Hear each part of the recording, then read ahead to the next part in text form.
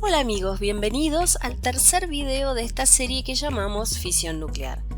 Hoy continuaremos hablando sobre este tema fascinante que son las reacciones nucleares y enfocarnos en un caso particular, las fisiones en cadena. ¿Este fenómeno puede darse en la naturaleza?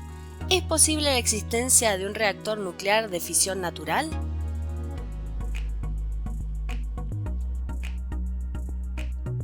Empecemos este camino recordando un par de cosas que ya hemos mencionado en los dos videos anteriores. La primera es la clasificación que hicimos de la fisión nuclear, distinguiendo dos tipos distintos. Una, la fisión espontánea, que la definimos como un decaimiento radioactivo que tienen algunos núcleos con número atómico grande, como por ejemplo el torio o el uranio, y la otra, la fisión inducida, que la definimos como un tipo de reacción nuclear.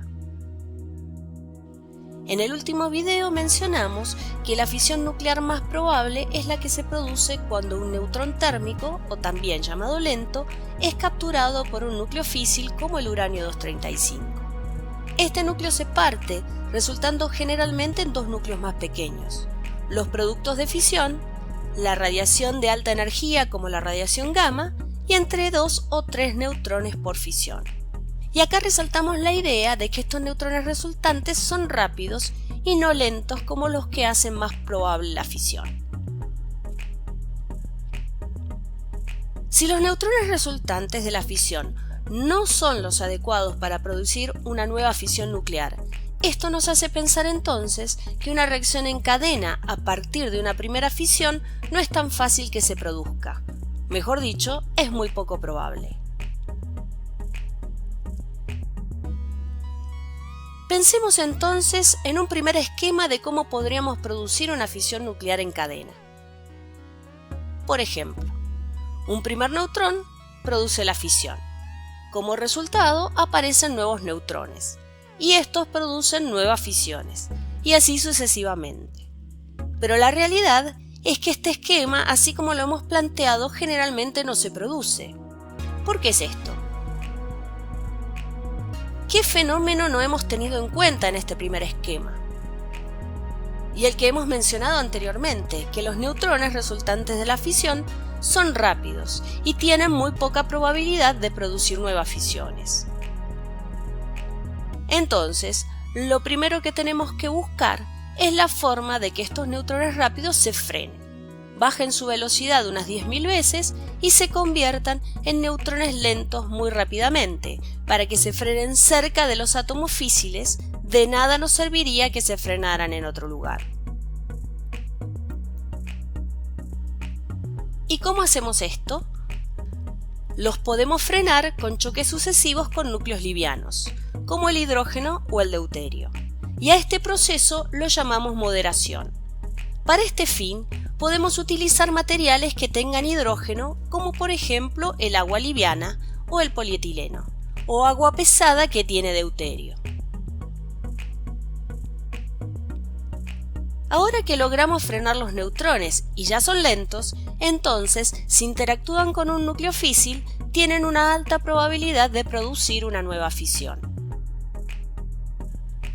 Consideremos un primer neutrón lento, que es capturado por el uranio 235. Se produce la fisión del núcleo.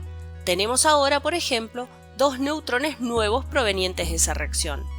Como son rápidos, es necesario frenarlos, y una vez que se frenan, pueden interactuar con otros núcleos de uranio 235, y así producir dos nuevas fisiones.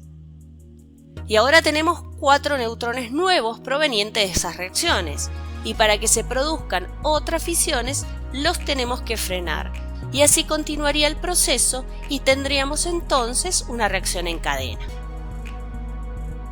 Pero como vemos, esta cadena crecería progresivamente en cada generación, y si queremos que este proceso esté controlado, sería necesario que hayan también materiales que capturen neutrones, para que en cada una de las etapas se produzcan la misma cantidad de fisiones. Y el esquema que hemos planteado nos quedó hermoso, pero hay un problemita.